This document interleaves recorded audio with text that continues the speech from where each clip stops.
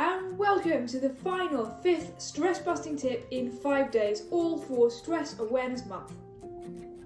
In this video, we're not going to have any fancy science, we're just going to talk honestly about how to not avoid your feelings.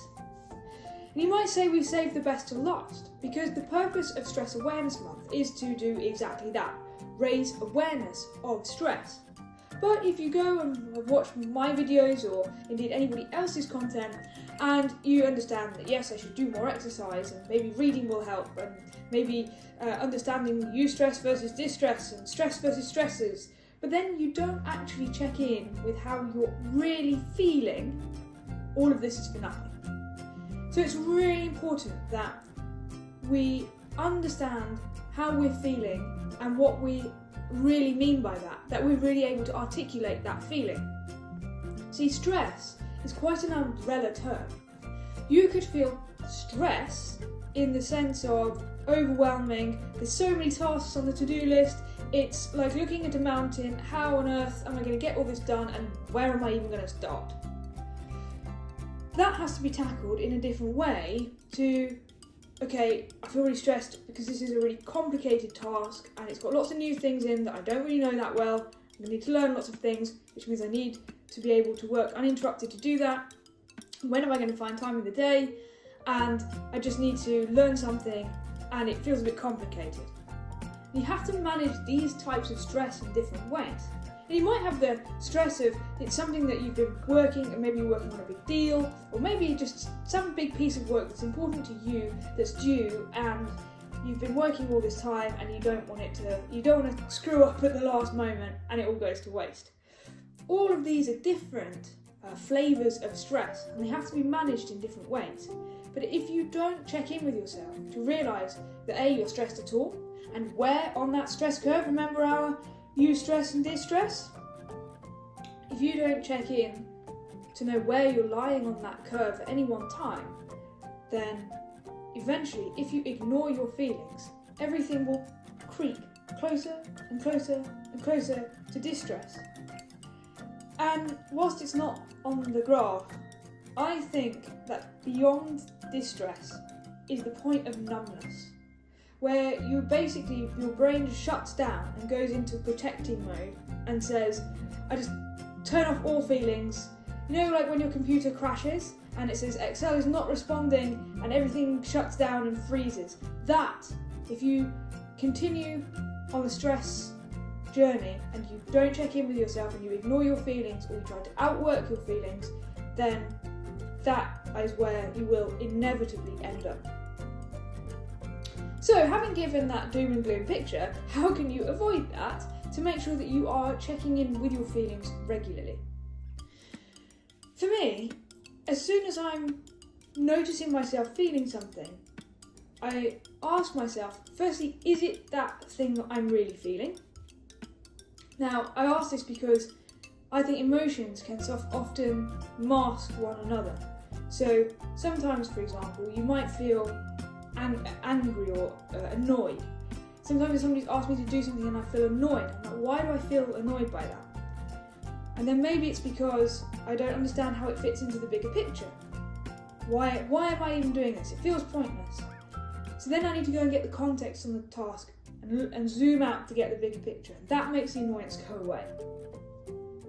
Or sometimes you feel happy about a task and you shouldn't focus on only identifying when you're feeling something negative. You should also identify when you're feeling a positive thing.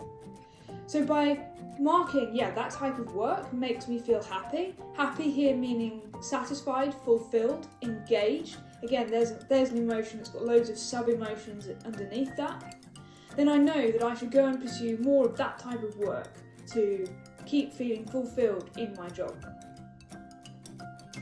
And it's really important that you do this. And as soon as you identify yourself feeling something, stop, ask yourself what it is, and then what it really is, in case something is masking something else. Now let's assume that you have identified how to check in with your emotions when you're feeling them. But what else can you do? Well, being able to take a break from your work regularly, like micro breaks, I think can make a big difference. Whether that's getting up to do some mundane task like unloading the dishwasher or washing the dishes or putting the washing on.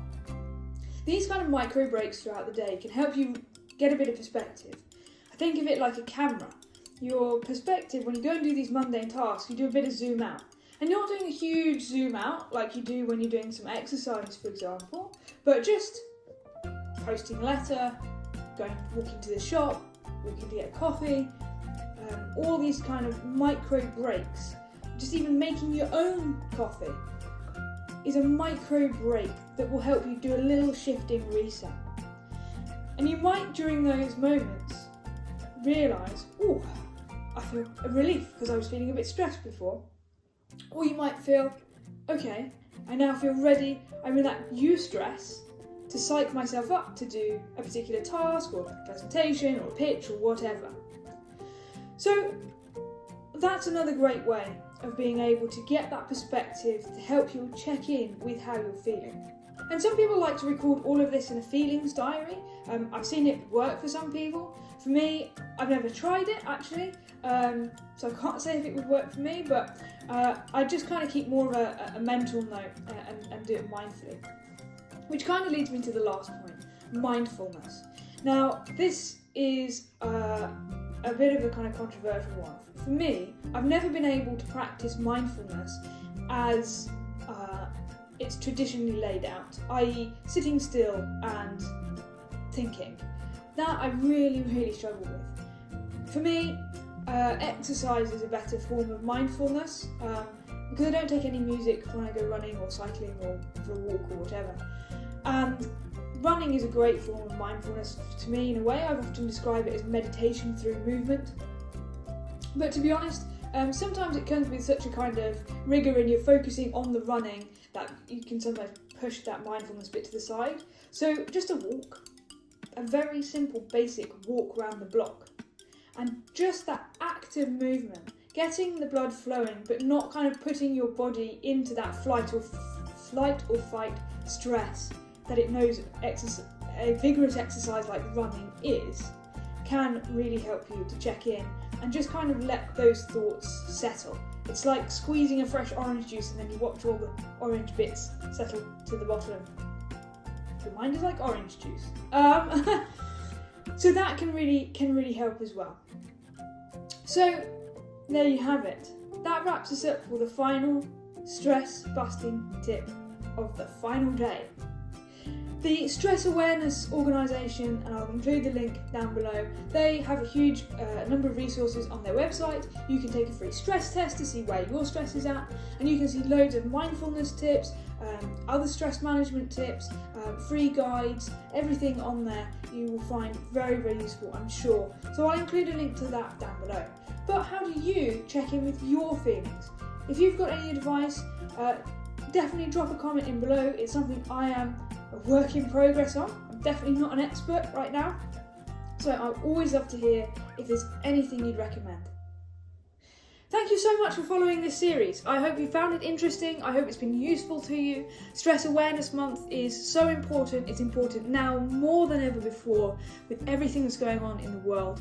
So please manage your stress, stay safe, and I will see you in the next video.